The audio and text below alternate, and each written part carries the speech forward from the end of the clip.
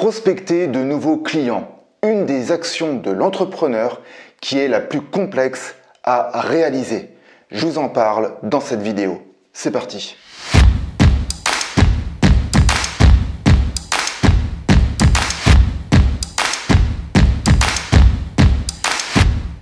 Bonjour, si c'est la première fois que vous arrivez sur ma chaîne, je m'appelle Gabriel Moreau et je suis consultant formateur dans le domaine de l'entrepreneuriat. J'accompagne les entrepreneurs de l'élaboration de leurs projets jusqu'au décollage de leur activité. Et pour cela, j'utilise un procédé que j'ai créé qui s'appelle la pyramide de MYL. M-Y-L.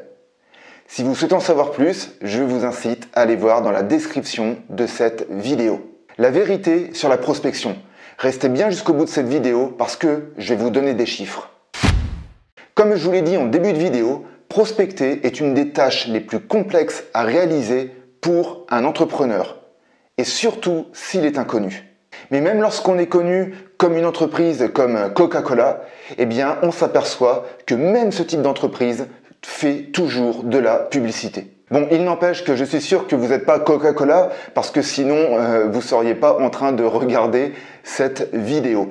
Vous êtes sûrement un entrepreneur qui, comme moi, est pas très connu ou pas du tout et donc doit prospecter pour faire décoller son activité ou pour trouver des nouveaux clients. Alors, pourquoi c'est si difficile de prospecter? J'ai relevé 4 raisons issues de mon expérience et issues des personnes que je forme depuis 10 ans. Je vous les partage. La première raison, c'est la peur de déranger. Qui va aller avec la deuxième raison, qui est la peur d'être rejeté.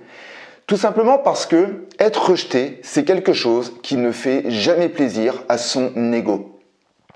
Et c'est pour cela que beaucoup de commerciaux, beaucoup d'assistantes commerciales ont du mal à prendre le téléphone par exemple pour prospecter parce qu'elles ont cette peur d'être agressées quelque part ou que la personne au bout du fil, donc l'interlocuteur, lui réponde mal et donc elles ne passent pas à l'action.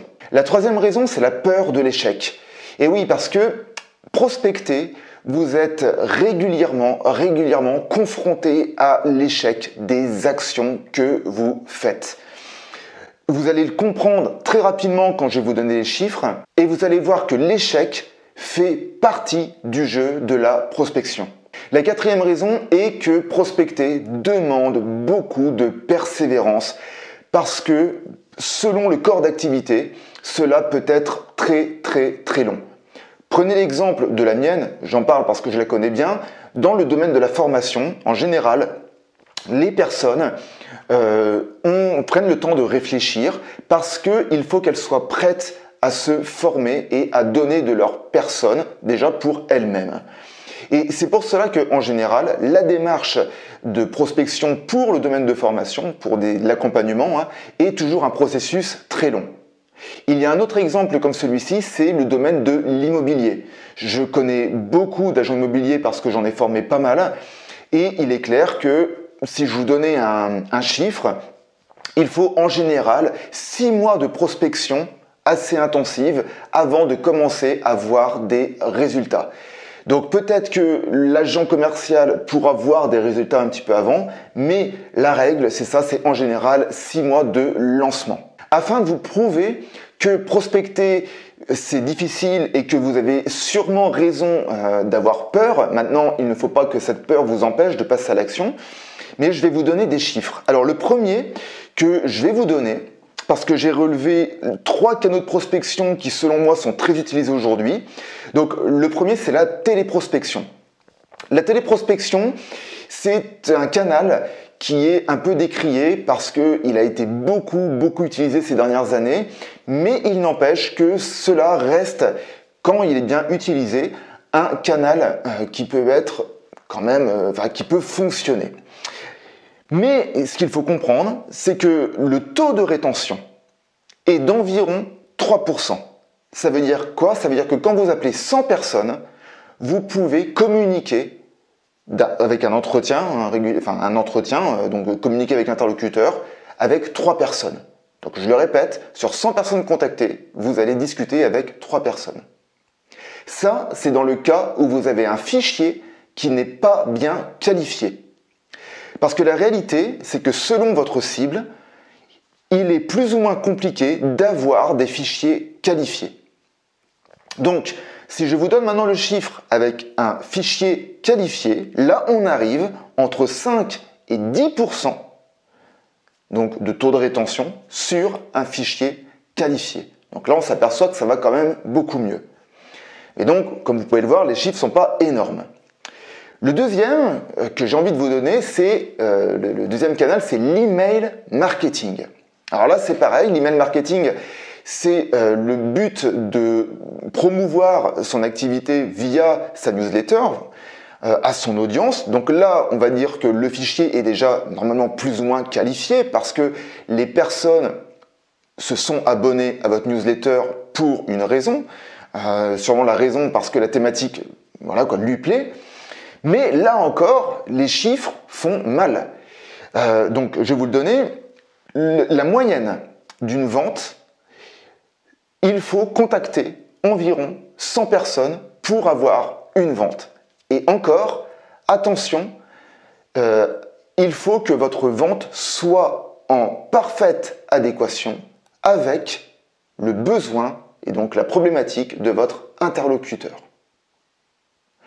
Donc, vous voyez, ça fait quand même pas énorme. Une vente sur 100, c'est pas énorme. Donc, pour aller plus loin, je vais vous donner, moi, mes chiffres sur déjà le taux d'ouverture, donc un taux d'ouverture d'email et qui, au final, est quand même déjà bien. Sur 100 emails envoyés, j'ai environ 25 à 30% de taux d'ouverture d'email. Donc, dans le domaine de l'email marketing, je sais, parce que je fais des recherches, ça reste quand même un bon chiffre. Mais il n'empêche que, c'est ce que je vous disais juste avant pour une vente, ça veut dire que quand vous avez 25 ou 30 personnes qui ouvrent votre email marketing, ça ne veut pas dire que les 25 ou 30 vont acheter l'offre. Parce que déjà, on va s'apercevoir que seule une minorité, peut-être 10%, va peut-être cliquer sur le lien, et encore, c'est même pas sûr, et donc une personne potentiellement va l'acheter.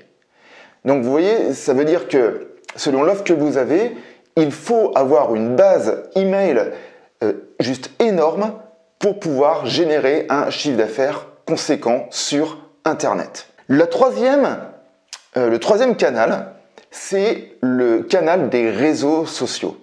Vous avez peut-être vu de votre côté que sur LinkedIn, par exemple, ou sur Facebook, vous recevez parfois des messages dans votre chat qui ont un but commercial. Et bien là, c'est pareil, la douche est assez froide. Donc encore une fois de plus, il faut bien cibler votre interlocuteur. Il faut aussi personnaliser votre message parce que tous les outils de votre prospection sont liés et c'est ça aussi qui va déterminer la qualité de réponse. Mais moi, je vais vous donner un chiffre, pareil, ça c'est du vécu. Quand j'ai réalisé mon étude de marché, et je l'ai réalisé avec l'outil, donc le réseau social LinkedIn, eh bien pour 1000 personnes contactées, et tout ça à la main, alors je me suis fait aider clairement par une collègue, mais pour 1000 personnes contactées, j'ai réussi sur LinkedIn à avoir environ 150 réponses. Voilà, donc la réalité elle est là, c'est juste pour dire que les chiffres sont pas énormes, comme vous pouvez le voir, et ça veut dire que si vous souhaitez, je ne sais pas si c'est le cas pour vous, mais en tout cas si vous souhaitez développer votre activité que par Internet, et j'insiste sur le que par Internet, eh bien au moins peut-être que ça vous permettra de voir quelles sont les règles du jeu. Alors, maintenant, je vais plutôt parler de solution, parce que quelle est la solution à tout ça? La solution, c'est que vous devez avoir de la méthode, parce que prospecter, ça demande de l'énergie, donc vous devez avoir de la méthode.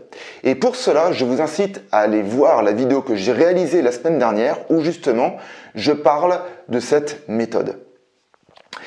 Si vous avez de la méthode, vous ne partirez pas dans tous les sens et vous aurez beaucoup plus de chances de persévérer, parce que le but il est là, c'est peut-être pas forcément d'avoir de meilleurs résultats. Alors peut-être qu'effectivement avec une meilleure méthode vous aurez des meilleurs résultats, ça c'est sûr, mais vous passerez pas forcément de 20% à 60% d'ouverture de mail avec cette méthode, c'est pas ça le but. Non, le but c'est d'avoir une méthode qui va surtout vous permettre d'être comme un chameau dans le désert et donc d'être une personne qui va réussir à persévérer durant les mois parce que vous vous rappellerez que prospecter, c'est une action qui est très longue. En bref, si ce sujet vous intéresse, sachez que j'organise une masterclass qui s'appelle En quête de nouveaux clients et elle aura lieu le 15 avril de ce mois. Donc allez voir dans la description de cette vidéo et puis vous pourrez découvrir le programme où je parle aussi justement, je parlerai de méthode dans cette masterclass. J'espère que cette vidéo vous éclaire sur la réalité d'une action de prospection. En tout cas, moi personnellement, ça m'a fait plaisir de vous la partager. Alors sachez que si vous voulez recevoir toutes mes vidéos, je vous incite à vous abonner à ma chaîne en cliquant sur le lien là qui arrive et n'oubliez pas aussi de cliquer sur la cloche pour être notifié de mes futures vidéos. En attendant de se revoir, je vous souhaite une agréable semaine. N'oubliez pas que toute évolution provient d'une action. Prenez soin de vous. Ciao!